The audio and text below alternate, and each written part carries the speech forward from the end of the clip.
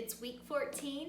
This week we are going to study culture and communication. So start by reading chapter 10 and then taking the quiz and looking over the case study video. It's a scenario of a job interview. You'll have 3 questions and 20 key concept terms to use in your analysis. Then you will head on over to the discussion board where you will have a couple of options for topics concerning culture and communication, including the opportunity to visit a website and take a quiz to determine any bias that you may have. The big event this week is your persuasive speech. We've been working on these speeches for 6 weeks, and I'm so proud of all the hard work you've put in. We started with the persuasive proposition on week 1, and we worked to write those so that they would be persuasive and not just informative, because we transitioned from the informative speech over to the persuasive speech, and then we had to analyze the audience. And you made your situational audience analysis survey, and members of your class gave their input. Now you need to incorporate that information, that data that you gathered, into your speech. We gathered other sources so that you have a total of 5 sources, 2 peer-reviewed, 1 situational audience analysis, and 2 of your choice, to show your audience that you are well informed on this topic and that they should trust you and believe you and switch over to your side if they're not on that already. You need to incorporate these sources into your speech. That's what I was checking for when I checked over your outlines, to see that you had weaved in this evidence into your points to support that proposition.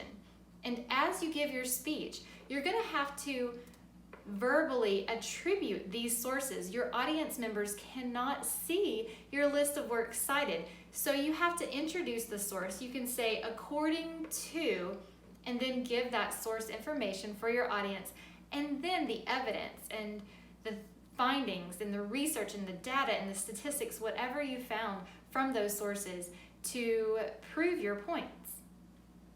And then we worked on making slide presentations. These are short slide presentations, not very many slides, because we're not giving a lengthy speech. And we used a formula to determine how many slides you needed. And you created those slides and made them very accessible for your audience. Now this week, you're going to have to record your speech and make sure that the audience can see both you and the slides. There are a couple different options. You can be physically close to the screen so that we can see the screen and you in the camera angle. And I demonstrated this when I recorded my chapter 8 mini lecture, so you're welcome to go back and look at an example. Or you can also choose to cast a video of yourself into your slide presentation. And I demonstrated this when I recorded my How Not to Create a Slide Presentation video. So you can look at that. I was using Screencastify.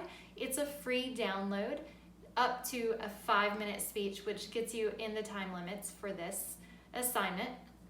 So you can use that as well. Whichever one you pick, you do need to practice and watch that practice before submitting your speech, because you want to make sure that you are visible and the information on your slide is also visible to your audience. I'm so excited.